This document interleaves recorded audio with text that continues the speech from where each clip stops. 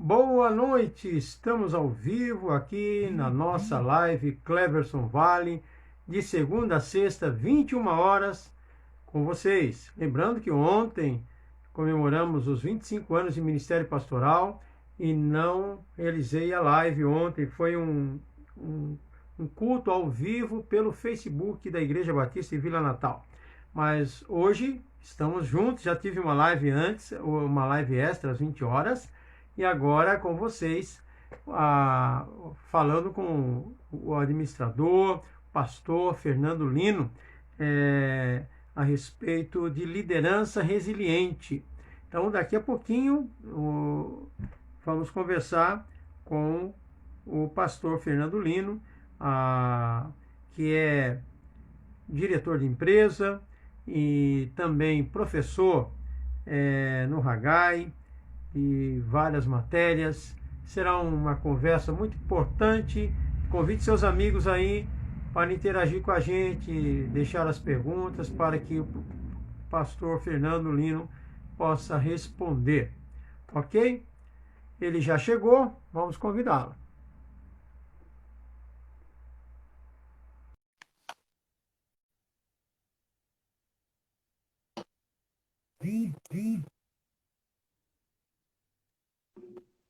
Olá, Boa noite, Cleber. professor Fernando Lino. Tudo bem? Tá me ouvindo bem? Estou te ouvindo bem e vendo. O senhor me vê e ouve bem? Sim, tudo bem aqui, graças a Deus. Um prazer tê-lo conosco em nossa live aqui, pastor Fernando Lino. E que bom ter esse tempo para conversarmos sobre alguns assuntos do reino de Deus e também sobre liderança. E eu agradeço muito o pastor ter aceito o nosso convite. Eu que sou grato pelo convite aí, poder colaborar, trocar, fazer uma conversa aí, abençoando aí agora através das redes sociais, não é isso? Amém, amém. Aliás, acabei de fazer uma live com outro Fernando, o doutor Fernando Passos, lá de Araraquara. Acabamos uma live agora. Então, hoje é a live dos Fernandos. Muito Fernando, bem. dose dupla. Dose dupla. Fernando Passos e Fernando Lino agora. Pastor Fernando, a nossa live, além das pessoas que já estão ao vivo, ela fica gravada, muitas pessoas terão acesso depois. Eu quero apresentá-lo aos nossos convidados. Fernando Lino é bacharel em processamento de dados pela FEMA, bacharel em teologia pela UMESP, MBA em desenvolvimento humano de gestores pela Fundação Getúlio Vargas, FGV. É diretor-geral da Querix, é assim que se fala? Querix. Isso. E gerente de projetos ágeis e especialista em SAP. Atua como consultor desde 2000 em empresas nacionais e multinacionais de grande porte. Atuou como plantador da Igreja Metodista Pai Querer, em Valinhos, e é docente nacional na área de visão, metas e gestão de projetos. Eu acredito que do Hagai, é isso que o senhor estava mencionando aqui, né? Isso, Docente correto. nacional do Hagai. Muito bom. O pastor Fernando Lino, repito, um prazer tê-lo conosco nesta noite. E eu gostaria de começar, pastor Fernando, com a seguinte pergunta: todo líder precisa ser inspirador? Eu acho que é inerente da liderança você inspirar. Eu vou dizer para você que, na minha opinião, nem todos que estão em um cargo de liderança inspiram, mas todos influenciam para o bem ou para o mal. É verdade. Aliás, eu esqueci o nome daquele autor que escreveu O Monge Executivo. Não sei se o senhor lembra. Acho que é o Hunter, se não me engano. É isso mesmo. Hunter, né?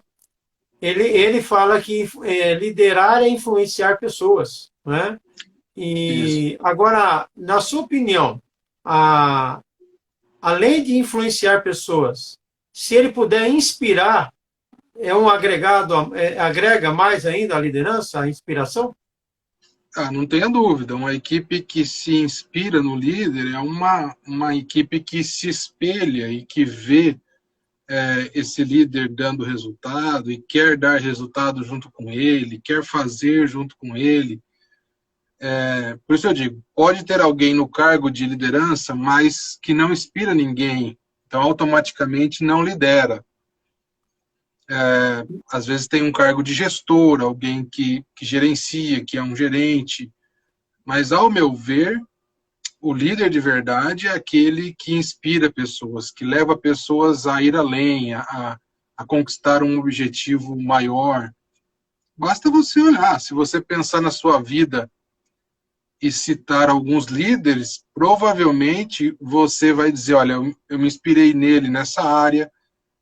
Eu não vou dizer, Cleverson, que você vai ter um líder, quem sabe, que te inspira em todas as áreas. Então, por exemplo, na história da teologia, vocês devem saber e conhecer mais do que eu, tem muitos líderes que nos inspiram teologicamente, mas que quando a gente olha para as famílias deles, a gente fala assim, não, você não me inspira muito. Às vezes você olha para um empresário e fala, esse empresário me inspira financeiramente, como ele cuida do dinheiro, como ele consegue multiplicar o dinheiro, mas como ele é pai, não, ele não me inspira. Então, eu acho que cada líder, muitas vezes, vai nos inspirando. É muito difícil você ter um líder que inspira você em muitas áreas ou em várias áreas. Mas, sim, aquele líder naquela área que você quer seguir, ele precisa te inspirar. Uhum. Pastor Jairo Ribeiro está conosco aqui. Ele colocou o nome completo, James Hunter. É isso mesmo, pastor Jairo. Lembrei agora. Jairo é uma figuraça. Grande abraço, Jairo. Ele é do Hagai, é verdade. Ele, Jairo Ribeiro. Jairão. Ele coloca lá aquele colete amarelinho, não é isso? Que fica lá na linha de frente. Ele é top. Ele é inspirador, Jairo. Você é inspirador. Ele é gente boa. Pastor da Igreja Batista em Santo Amaro, ali em São Paulo, um grande amigo. Trabalhamos juntos em algumas áreas da Convenção Batista do Estado de São Paulo aqui. Qual a consequência para uma equipe, Fernando Lino, de um líder sem visão? Principalmente nos tempos que nós estamos vivendo hoje, nós ouvimos muito a seguinte frase, Cleverson: ninguém segue quem não sabe para onde está indo. Eu acho que, infelizmente, no mercado de trabalho a gente já está vendo muito isso, pessoas saindo das empresas por causa da sua liderança, seja por tratar de maneira autoritária, ou seja por uma empresa que não sabe para onde está indo, que não inspira mais, inclusive pela falta de visão. Agora, a preocupação é, a Igreja de Cristo, por exemplo, ela tem uma visão. Ela tem a visão para onde ela está indo, onde ela quer chegar. Mas a igreja local, muitas vezes, não tem. E eu fico preocupado e pensando assim, né? Acho que fica aqui como pergunta para os pastores aí. Será que alguém também mudaria de igreja ou deixaria de frequentar uma igreja por se sentir meio perdido, sem essa visão? Eu acho difícil nós sermos líderes sem uma direção, sem saber para onde nós estamos indo, para que os nossos liderados olhem para nós e falem, olha, estamos indo para lá. Porque senão, vamos ser sinceros, a gente acorda de manhã, é como se a gente colocasse o nosso barquinho no oceano, estendesse a vela e esperasse o vento. E um dia venta para cá, um dia venta para lá, e muitas vezes passa ano e sai ano e nós estamos no mesmo lugar. Verdade. Eu acho que com tantos líderes bons aí, falam dentro falando do ministério eclesiástico, se o líder ele não tiver uma visão, ele vai perder. O pessoal vai deixar o barco e vai seguir os líderes melhores, né? Os melhores líderes. Porque ele desmotiva a equipe, ele desmotiva o pessoal a continuar, se ele não tem visão, não sabe para onde ele quer ir, aonde que ele quer chegar, e muitos outros sabem. Então, os liderados falam, vou seguir aquele lá ele vai nos levar a um lugar seguro, esse aqui, nem ele sabe onde ele quer ir. Não é verdade, Fernando? Isso, é muito tênue, mas a gente olha para a Bíblia e você vê homens que foram usados por Deus, direcionados por Deus, Mesmo que você, no caso de Abraão, não tinha uma clareza de qual era a terra que Deus ia mostrar, mas Abraão tinha a visão de que ele ia com Deus, e de Uhum. que ele seguiria a Deus, e de que ele confiava nesse Deus. Mas você também vê Neemias com uma clareza muito clara, muito forte na sua mente do que ele queria fazer, que era reconstruir os muros de Jerusalém. O próprio ministério de Jesus, ele tinha, e era difícil ele expor a visão dele, porque a visão de Jesus, da onde ele ia chegar, que era a cruz, nós temos que ser sinceros, não motiva muitos seguidores, né? E às vezes nós abrimos mão da visão de Deus para nós, porque ela não motiva, ou ela não está na moda, ou ela não não é de coach, não é essas palavras bonitas, não é visão positiva, ela é incompreendida muitas vezes, mas se você não tem uma visão, não sabe para onde você chegar, a chance de você se perder no caminho e quem está com você se perder é grande. É verdade. Um abraço, pastor Carlos Jones, está com a gente aqui também, lá da Igreja Batista do Brooklyn, São Paulo. Vamos falar um pouquinho de empresas, Fernando Lino, que também é a sua área. Como eu falei no início, o Fernando ele é diretor-geral da Querix. Qual a área da Querix? Qual o ramo? Eu trabalho como empresário na área de tecnologia da informação há 20 anos já no Brasil. Tecnologia da informação, chamado TI, né? Que é esse nome Isso, que usam, né? E há isso, 20 anos já. 20 20 anos. anos. Então, a Querix é nessa linha aí, de TI. Sim. Uhum. Você hoje é o diretor-geral da empresa. A empresa é sua também ou só ocupa a direção geral? Não, é a minha segunda empresa. Eu fundei uma empresa nos primeiros Uhum. 10 anos, de 2000 a 2011. Uhum. Depois negociamos parte dela num contrato. Depois eu e meu sócio fundamos mais uma outra empresa também na área de TI. Temos Uhum. trabalhado aí por mais 10 anos. Qual Já, que é o já significado desse nome? Tem algum significado, Querix? Querix vem de querigma, né? Uhum. Querigma é a proclamação Proclamação. e Querix é aquele que proclama. Muito bem. É grego. E Eu não muitas sei muito empresas. de grego, eu não sei muito de grego, mas os pastores falam bastante grego, então eu falei, vou colocar o nome da empresa de grego também. Tá certo. Muitas empresas quebraram e muitos perderam seus empregos nesta pandemia do Covid-19. Como liderar em um ambiente deste? Eu já passei por muitas crises, né? Enquanto empresário, empreender no Brasil não é fácil e eu me solidarizo com os empresários aí que estão nos assistindo. Passei pela crise de 2008, depois passei pela crise de 2014, foi grande impacto no meu negócio.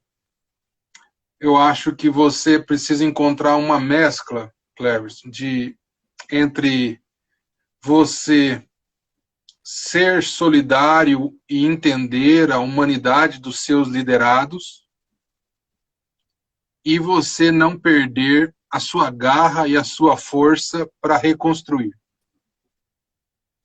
Eu acho que muitas vezes nós, líderes, erramos nas nossas empresas, tentando, vamos lembrar de Neemias, né? Tentando reconstruir o muro derrubado a toda força e a toda prova, e esquecendo que aqueles que estão conosco são de carne e osso.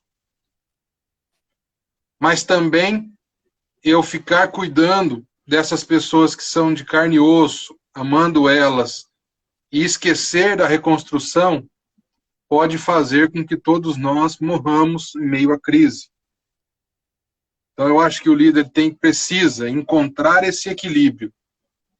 Eu não vou desistir da minha visão, eu vou continuar cumprindo a minha missão, mas sim, eu preciso entender a humanidade dos meus liderados.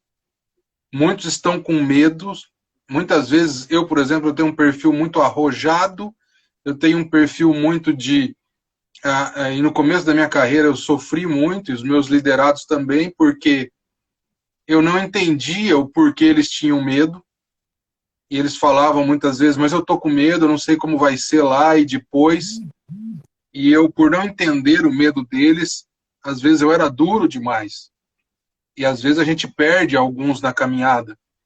E eu acho que hoje, com um pouco mais de maturidade, eu tenho aprendido que em momentos de crise como esse, nós precisamos entender que os nossos liderados precisam sim de cuidado, mas precisam sim também de uma força maior para ir e reconstruir nesse momento de crise. E digo mais, para mim, momentos como esse são momentos que nos elevam a um patamar maior, nós líderes. E eu acho que nós líderes cristãos, que já sabemos o final da história, Cleverson, nós temos um diferencial, porque nós sabemos como o filme vai acabar. Nós sabemos quem é o Deus que está por trás da história.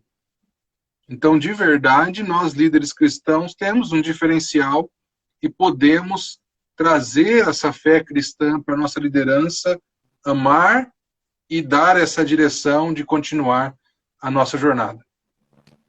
Uhum. Pensando em pandemia ainda, pensando nessa situação difícil que o mundo tem passado,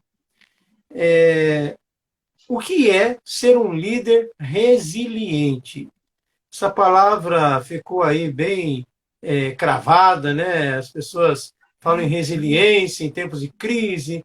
E o que é um líder resiliente? Explica aí o papel desse líder que chega todo amassado, todo arrebentado, mas mesmo assim ele renasce da cinza. Como ser um líder resiliente nesse tempo hoje? A ideia da resiliência, ele é um termo que o business, os negócios, e depois também a liderança na igreja tomou posse ou emprestou da física, né? Porque resiliência é a capacidade que um material tem de envergar, de sofrer uma determinada pressão e retornar, às vezes com, às vezes sem deformação. Então, o objeto mais fácil de você entender resiliência é aquela vara do salto com vara. Aquela que, inclusive, o brasileiro foi campeão aqui no Rio de Janeiro. Porque você tem aquela vara, você usa ela, ela enverga, e aquele material ele é altamente resiliente. Então, ele não quebra, ele não se despedaça completamente, mas ele usa essa força para retornar e impulsionar para frente, para onde você estava. Semana passada eu estava participando de uma conferência, alguém criticou muito esse termo, porque ele disse que nós somos seres humanos e nós podemos nos dar o direito, sim, de nos quebrarmos e nos reconstruirmos. E ele dizia, se você fala de resiliência, você está dizendo que não pode quebrar. Eu não concordo muito com essa ideia. Eu entendo que se você é um líder e muitas vezes se quebra na caminhada, se quebra na construção e se coloca como material nas mãos de Deus para que Ele te molde, para que Ele te faça de novo, eu acredito que isso é também resiliência, é você voltar. Preocupação é quando você, num momento de crise como esse, é um líder que se quebra ou é um líder que enverga, mas não volta. Nossos filhos, nossa família, nossas pessoas que estão à nossa volta, nossos irmãos em Cristo, aqueles que não estão perto de Cristo, estão olhando para nós, passando por essa luta, passando por essa dificuldade. Podem até ver as nossas lágrimas, podem até ver o nosso sofrimento, a nossa dor, mas eles precisam ver em nós que nós temos dentro de nós uma força maior que nos refaz, que nos reconstrói e nós podemos voltar a assumir a posição que Deus queria que nós estivéssemos.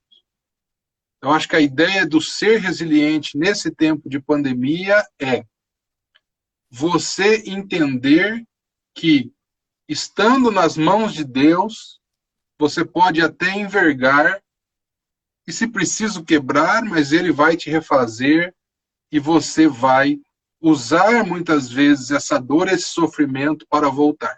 Vou dar um exemplo aqui que eu gosto muito. Nessa pandemia, Cleverson, desde que começou, eu estudei 2 personagens bastante na Bíblia. O primeiro foi Neemias, que eu já citei. O segundo foi José do Egito. E eu costumo dizer que José do Egito foi um camarada bastante resiliente. Ele se quebrou muitas vezes, ele foi esmagado em outras, ele foi injustiçado em outras, mas em todas elas ele usou aquilo para fazer algo excelente, para servir com excelência, e Deus transformou isso em bênção. O mal que fizeram a mim, Deus transformou em bênção. Para mim, isso é resiliência. Quando o mal que eu estou vivendo, eu me permito, não eu transformar, porque eu não sou nada sem Deus, mas quando Deus está em mim, eu permito com que essa força de Deus me faça retornar. Paulo e Silas, você falaria que eles também foram resilientes, saíram da prisão e se reinventaram depois, continuaram o ministério evangelístico? Com certeza. Eu acho que nós enverga, mas não quebra. Gina. Com certeza. Eu acho que para ser discípulo de Jesus em tempos de pandemia, para ser discípulo de Jesus, pregador do Evangelho, em tempos da primeira igreja, onde Paulo e Silas, por exemplo, estavam vivendo, você precisava, porque você era esmagado todo dia, você era perseguido toda semana, você via seus irmãos sendo queimados todo tempo. É como você ser cristão hoje na Coreia do Norte, é quase parecido com isso. Uhum. Então você precisa de resiliência no café da manhã, todo dia.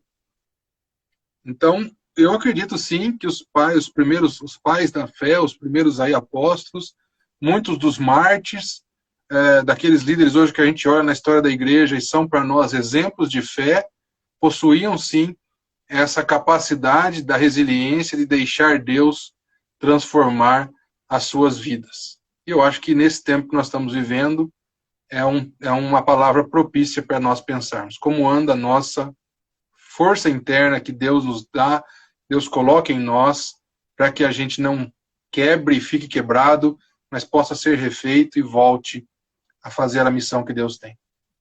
Ok. Pastor Luiz Sanches, um abraço lá de Paraguaçu Paulista. Aquela velha Paulista pergunta... do lado da minha terra.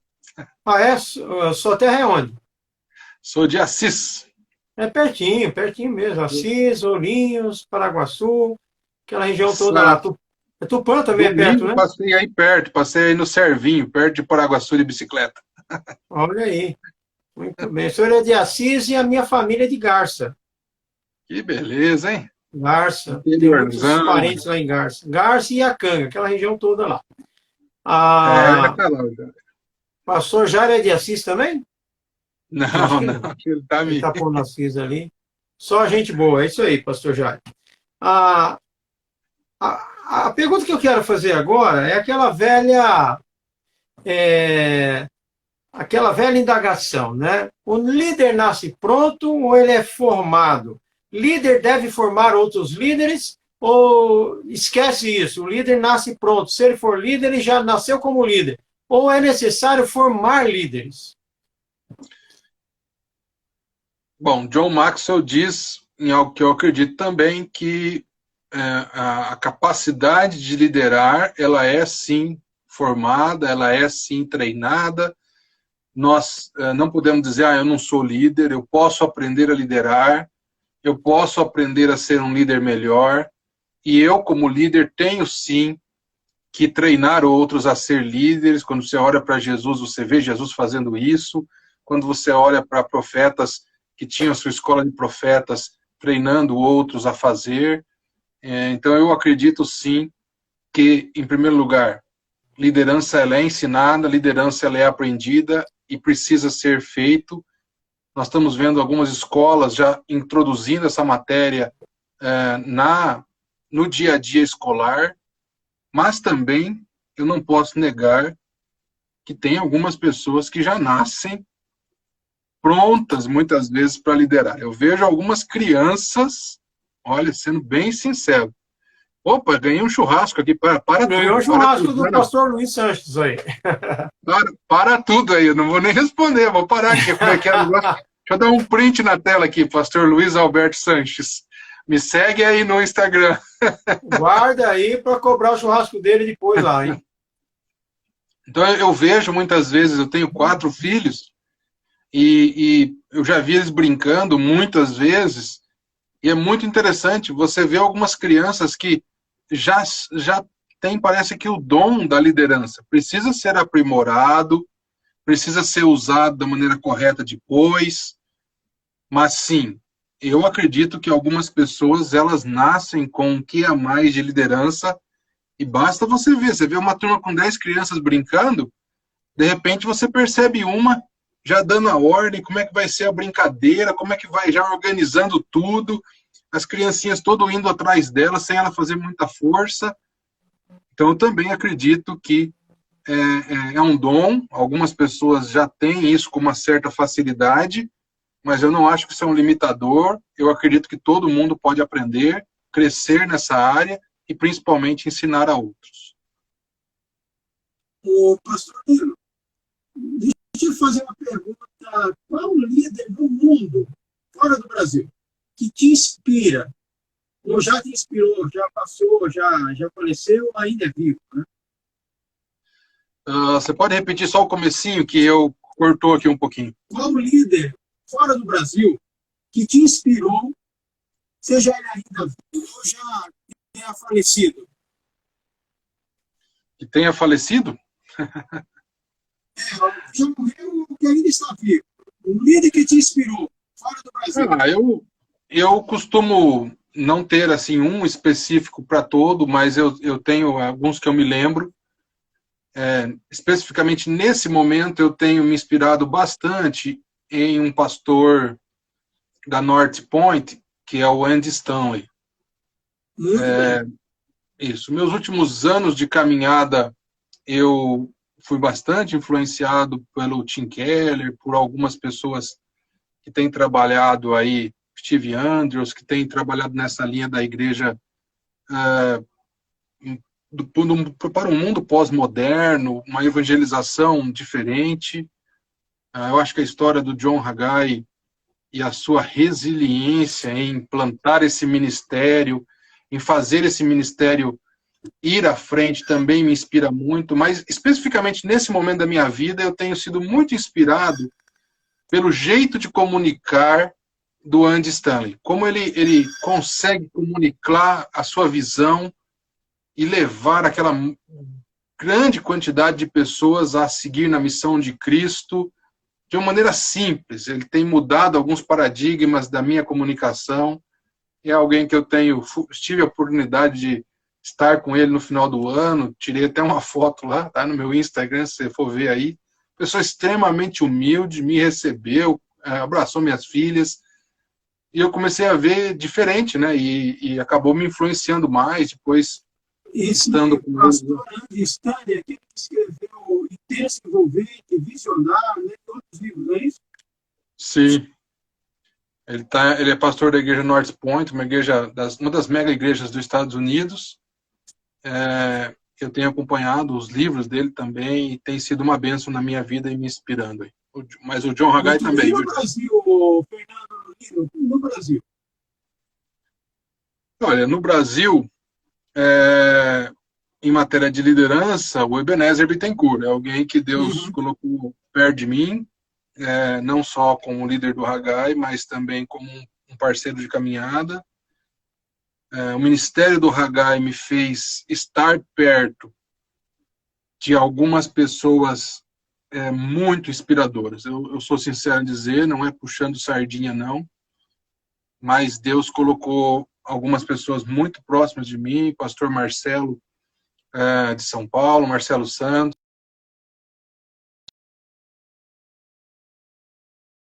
para não errar sem citar nomes, mas pessoas que têm me inspirado muito, que têm me ensinado a ser melhor, pessoa que não dá para você ficar do jeito que está. Você anda com esse pessoal, você fala assim, eu preciso melhorar, eu preciso crescer, olha o que Deus pode fazer na minha vida, e eu sou muito grato a Deus. A minha família é muito grato a Deus por estar perto desse ministério e por ver o que Deus está fazendo na minha vida.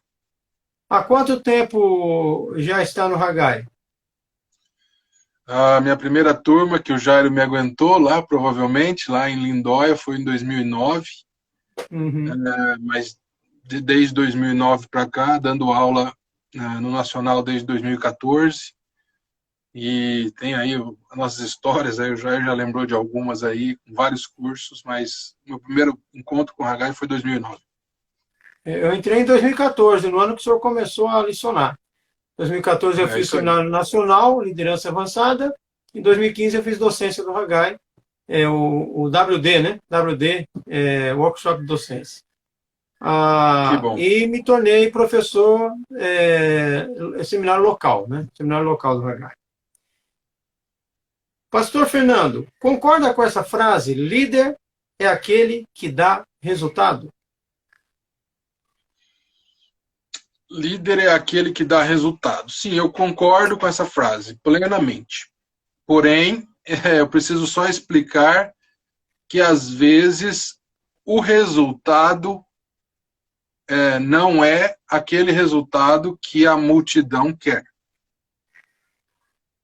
Então, o perigo que a gente corre é algumas pessoas no mundo empresarial falharam muito, erraram muito. Thomas Edison, com as suas milhares de vezes centenas de vezes que ele tentou fazer lá os seus experimentos.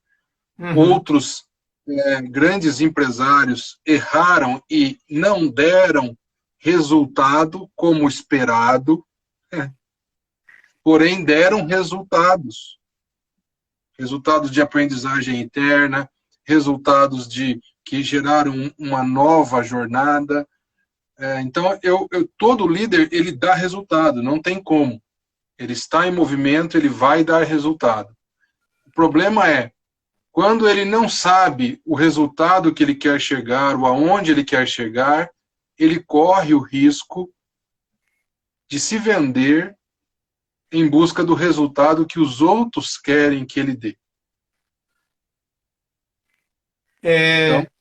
Então, esse caminho é um pouco perigoso, então, né?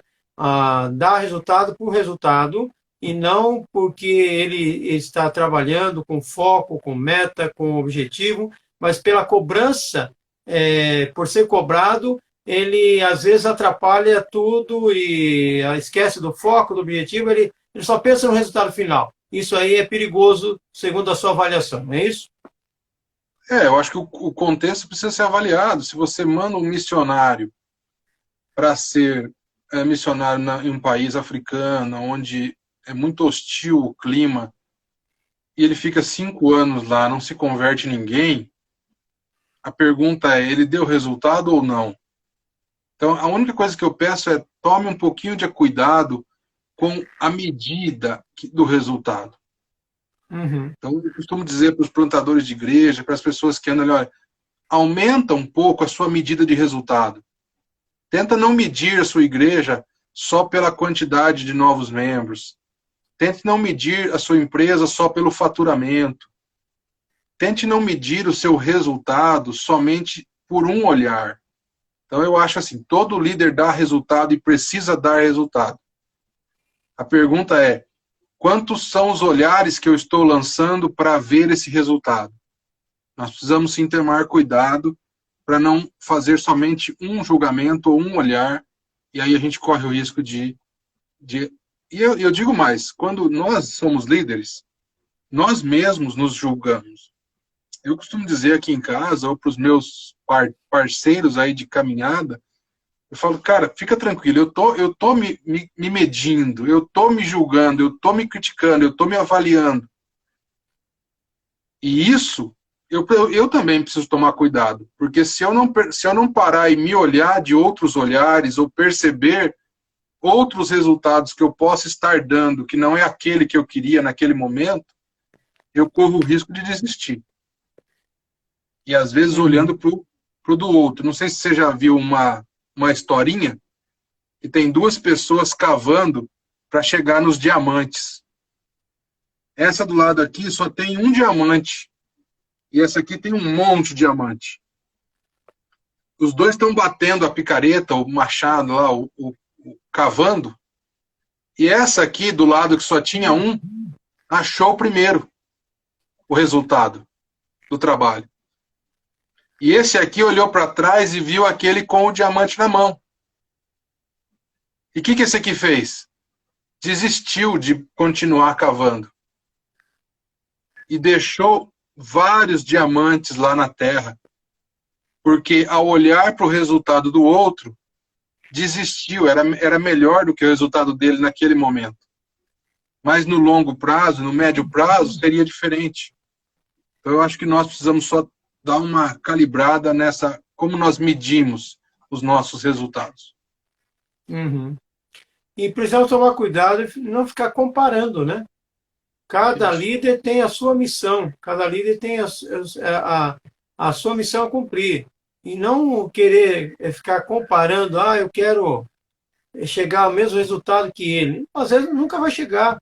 Cada um tem o seu resultado específico ali. Às vezes você vai até superar o do outro que você tanto almejava chegar, você até vai superar. Mas cada líder é específico, cada líder é único. E nós não substituímos, não somos insubstituíveis. Concorda? Nós não somos insubstituíveis.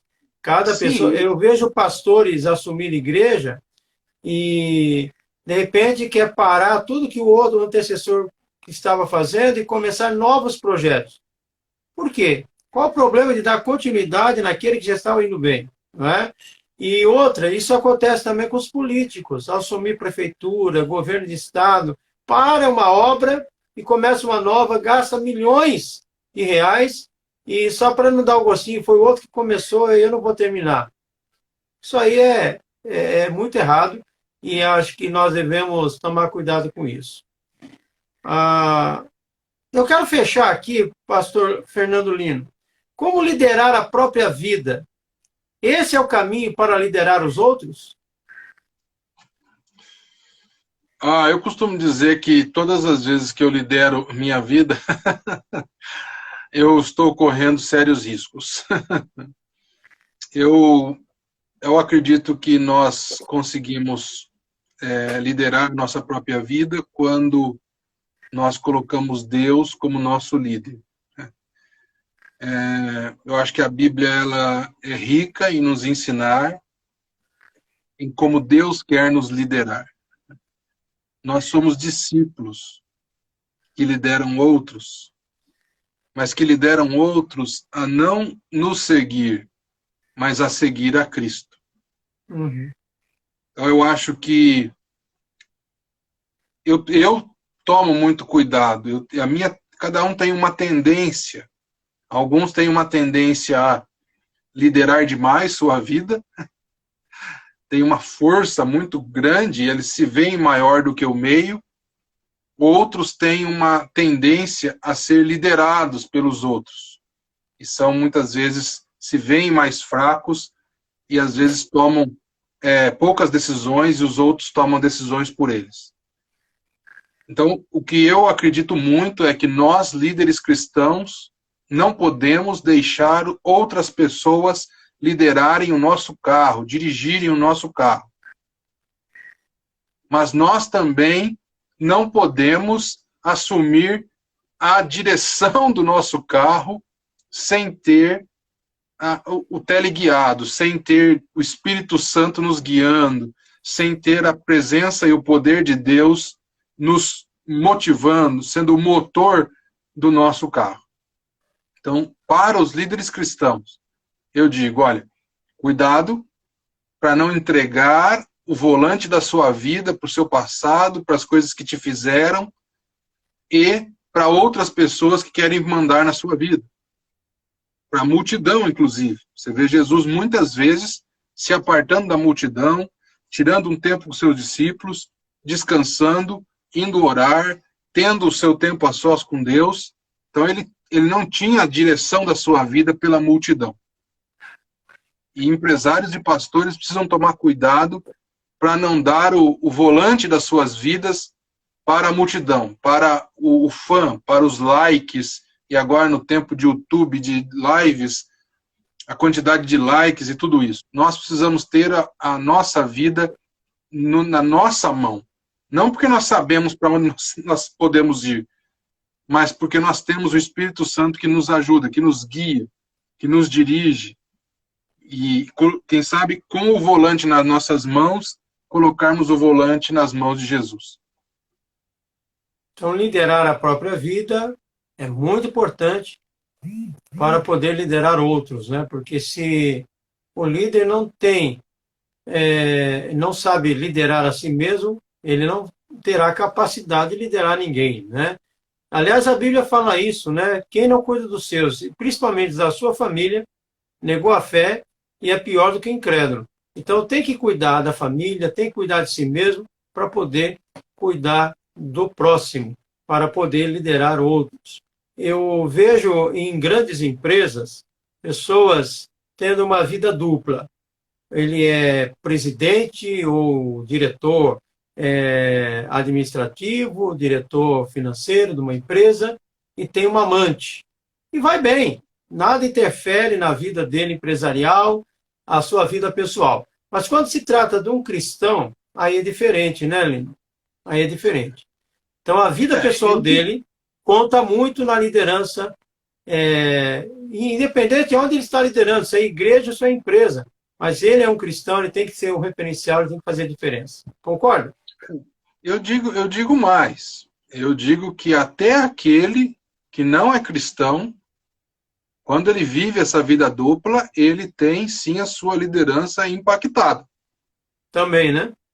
Pode ser que ele não perca o cargo. Uhum. Pode ser que ele não perca o cargo, mas é isso que o Jairo colocou aí, ó, a integridade. Integridade. Uhum. Por quê? Porque esse líder ele não consegue ser sincero plenamente, ele não consegue ser íntegro plenamente. Ele vai ter aquele dobro, né? aquela dupla face. Então é verdade que ele não vai ser muito impactado, porque a empresa não vai requerer dele a questão moral? Sim. Mas não tem como. Não tem como. Tanto que todas as empresas que eu dirigi, ou as equipes que eu dirigi, eu sempre falava para o meu time, eu falo, olha, se você trai a sua mulher, qual é a garantia que eu tenho que você não vai me trair? Então, assim, são coisas diferentes, eu respeito quem pensa assim, mas eu vou dizer para você, na minha opinião, Cleverson, tanto o cristão como o não cristão são impactados, sim. Agora, o cristão, faça-me um favor, tome mais cuidado com algumas questões relacionadas à questão da moral, da ética, do cristianismo, porque, olha, nós estamos cheios de notícias no jornal já. Essa questão que você levantou é muito séria, né? Se ele trai a esposa, quem garante que ele não vai trair o patrão, né? É verdade. Se ele traiu alguém de dentro de casa, ou de fora é mais fácil, né? Trair a confiança. Eu sei que tem casos de pessoas que conseguiram dividir isso, mas assim, pensa na sua mente, né, cara? Você tá com a mente dividida, tendo uma família já é difícil de você ser líder, imagine tendo duas.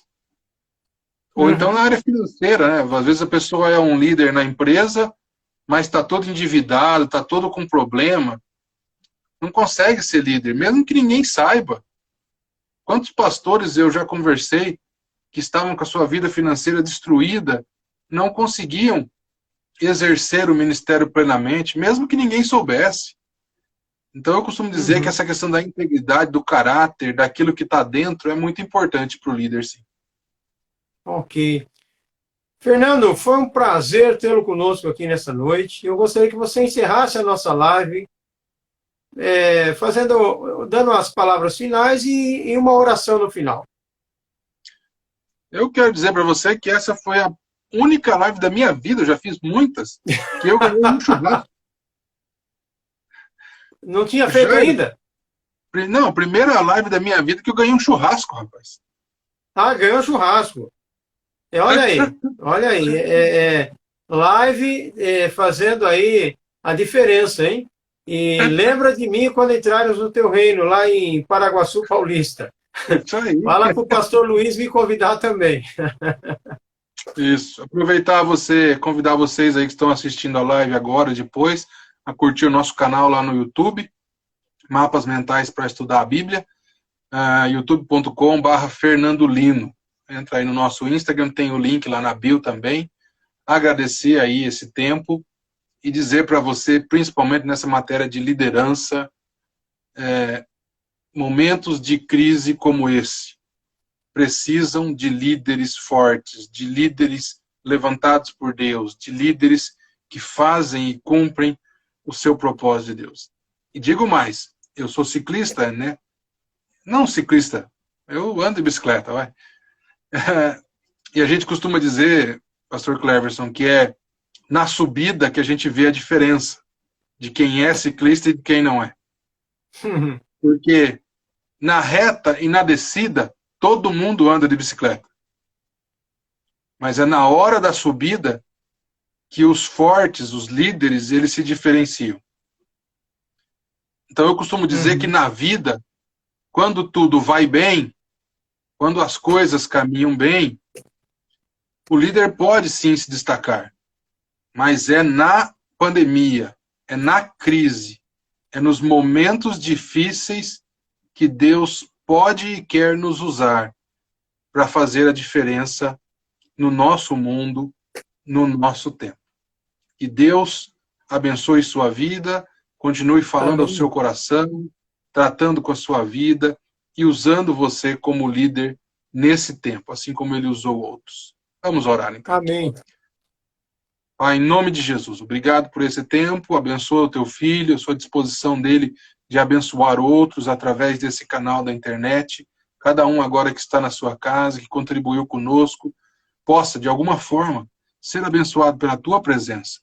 Tu que és o nosso líder, o líder que não desistiu, o líder que foi até o fim, o líder que não negou o seu propósito, mesmo diante daquela cruz. Obrigado, Senhor, porque tu és o exemplo maior de influência, de integridade, de caráter, e que nos ajuda a não nos perdermos frente aos resultados que nos são oferecidos. Abençoa, Pai, cada filho seu, cada filha, nesse tempo. Fica conosco, em nome do Senhor Jesus. Amém. Amém. Um forte abraço, Fernando Lino. Deus abençoe a sua vida, a sua família, todos os seus projetos pessoais e empresariais, e a todos que acompanharam a nossa live e aqueles que estarão também entrando na gravação. Deus abençoe. Forte abraço. Um abraço. Amém. Tchau, tchau.